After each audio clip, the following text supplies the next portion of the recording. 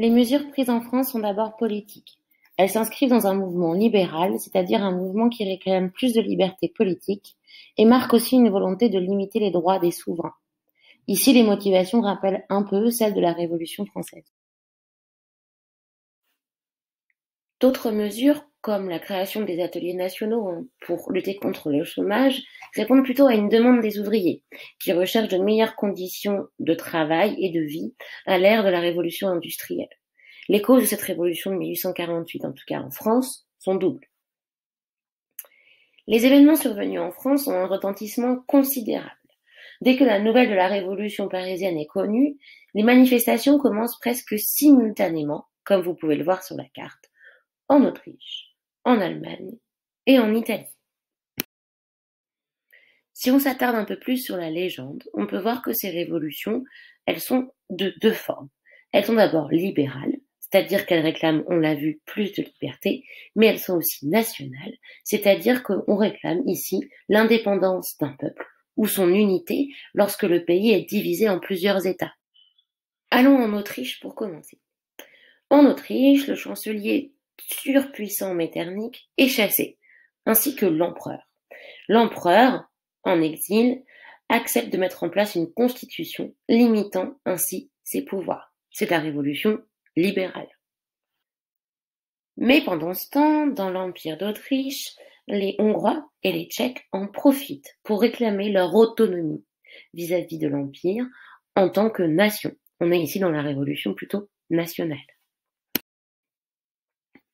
Dans le royaume de Prusse, qui sera la future Allemagne, les peuples réclament plus de liberté. À Berlin, à Munich, à Francfort, on se soulève, ce qui contraint les princes régnants à accepter des réformes.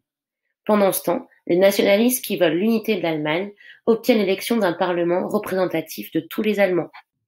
En Italie, l'agitation s'étend rapidement à tout le pays. Les princes, mais aussi le pape, qui dirige les États pontificaux, sont obligés d'accepter les réformes. L'Italie est morcelée à l'époque en de multiples États.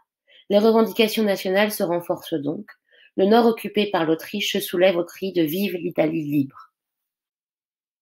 Alors, quel bilan peut-on tirer de ce printemps des peuples? Il semble avoir fait céder les monarchies européennes qui semblaient pourtant solides après le congrès de Vienne.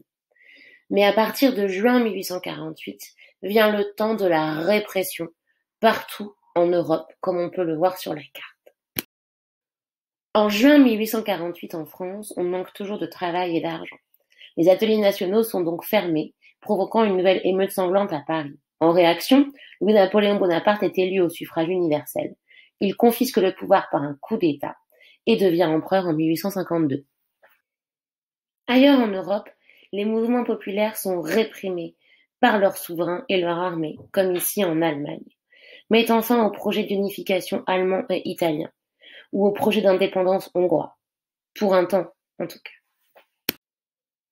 Pour conclure, le printemps des peuples de 1848 laisse aux hommes qui se sont battus pour la liberté ou pour l'unité un sentiment d'échec. D'ailleurs, en Italie, l'expression fare un 48, faire un 48, entre dans un langage courant, au sens de s'agiter, pour n'aboutir finalement à rien. Malgré tout, quelque chose de durable et de fort est né dans les esprits des Européens. Le grain de la liberté, qui germera quelques années plus tard, à partir de 1870, avec les unités italiennes et allemandes. Mais ça, c'est une autre histoire.